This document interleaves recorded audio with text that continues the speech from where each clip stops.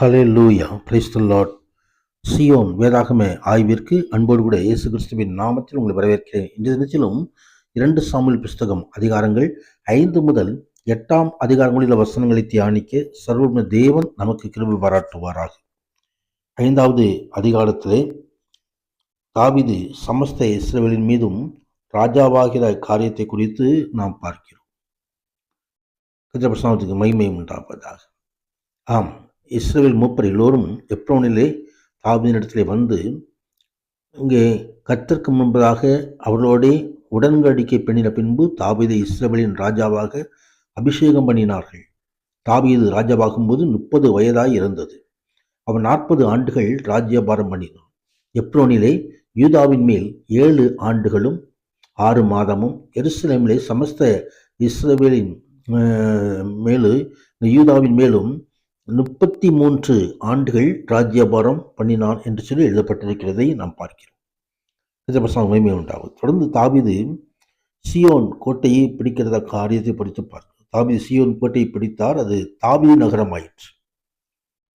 மகிமை உண்டாவது. எவ்வளவோ எதிர்ப்புகள், எவ்வளவோ தடைகள் இருந்தாலும் எல்லாவற்றையும் மீறி உன்னத தேவன் தாவீதுக்கு இந்த சியோன் கோட்டையை தருகிறதை குறித்து பார்க்கிறோம்.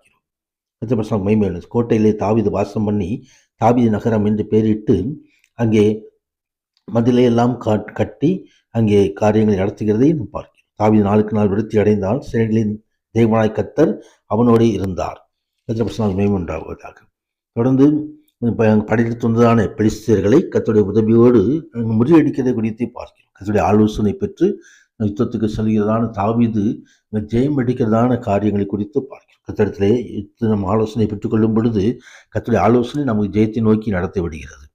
கர்த்தர் மகிமை. அவர் யோசனையில் பெரியவர். ஆலோசனை கர்த்தர். கர்த்தர் மகிமை உண்டாவதாக. ஆம், தாவீது இருப்பது நாமும் கூட அடிக்கடி கர்த்தரிடத்திலே விசாரிக்கிற ஒரு அனுபவத்தை கொண்டிருக்க வேண்டும் என்று சொல்லி வேதம் நமக்கு கற்றுத்தருகிறது. 6வது அதிகாரத்திலே உடன்படிக்கப்பட்டு எருசலேமுக்கு கொண்டு போவதை குறித்து நாம் பார்க்கிறோம். தாவீது அங்கே தேவனுடைய பெட்டி எங்கே இருக்கிறதுன்னு சொல்லி கண்டுபிடித்து அதை ஒரு புது ரதத்தில் ஏற்றி கிபியாவில் இருக்கிற அபினதாபின் வீட்டிலிருந்து கொண்டு வந்தார்கள். அபினாபின் குமாரராகிய ஊசாவும் அகியோவும் அந்த புது ரதத்தை நடத்தினார்கள்.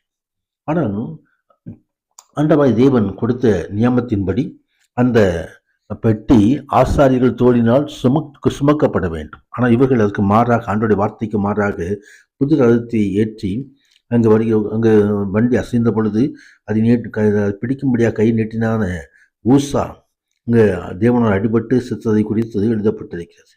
ஆண்டோடைய வசனத்தின்படி நமது ஆவிக்குரிய ஜீவியம் கட்டி எழுப்பப்பட வேண்டும். கர்த்தருடைய மகிமை உண்டாவதாக.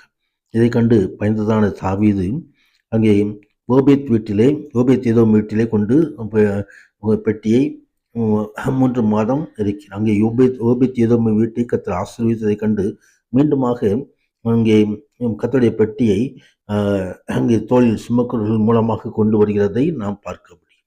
கர்த்தருடைய மகிமை உண்டாவதாக. கர்த்தருக்கு வேண்டிய பலிகளை இட்டு அங்கே எல்லாரும் சியோன் கோட்டையிலே கொண்டு வந்து இந்த பெட்டியை அங்கு வைக்கிறார்கள். அங்கு ஆராதனை நடக்கிறது. கர்த்தர் மகிமை உண்டாவது. தாவீதின் தலைநகரமாக எருசலேம் மாறினது. கர்த்தர் மகிமை உண்டாவதாக. தொடர்ந்து 7வது அதிகாரத்திலே தாவீதுக்கு தேவனுடைய வாக்குத்தத்தம் உண்டாக்கிறதை நாம் பார்க்கிறோம். தாவீது தேவனுக்கு ஒரு ஆலயம் கட்ட வேண்டும் என்று சொல்லி நினைத்திருந்தாலும் ஆண்டவராகிய தேவன் அது சாலமோன் ராஜா கட்ட வேண்டும் என்று சொல்லி அங்கே சித்தம் கொண்டு தாவீதுக்கு ஒரு வீட்டை கட்டும்படியாக வாக்குத்தத்தத்தை ஆண்டவர் கொடுக்கிறார். தொடர்ந்து தேவ சமூகத்திலே தாவீது தன் விண்ணப்பத்தை ஈரடிக்கிறார். கர்த்தர் மகிமை உண்டாகும். உன் வீடும் உன் ராஜ்யம் என்னென்றைக்கும் உனக்கு முன்பாக ஸ்திரப்பட்டிருக்கும். உன் ராஜாஸ்தானம் என்னென்றைக்கும் நிலை பெற்றிருக்கும் என்ற ஆசீர்வாதத்தை ஆண்டவர் அங்கே அருளுகிறார். கர்த்தர் மகிமை உண்டாவதாக. தொடர்ந்து 8வது அதிகாரத்திலே தாவீது அங்கே பெலிஸ்தரை முறியடிக்கிற காரியத்தை, மோவாபியரை முறியடிக்கிற காரியத்தை, அங்கே சோபாவின் ராஜா மீது ஜெயம் அடிக்கிற காரியங்களை எல்லாம் சிரியாவிலே தானியங்களை வைத்து அங்கே சீரியெல்லாம் தாவீதை சேவிக்கிற காரியங்களை எல்லாம் ஜெயத்தின் மேல் ஜெயத்தை ஆண்டவராக தேவன் தாவீதோடு இந்த கட்டளையிடுகிற காரியத்தை இந்த அதிகாரத்திலே நாம் காண முடியும்.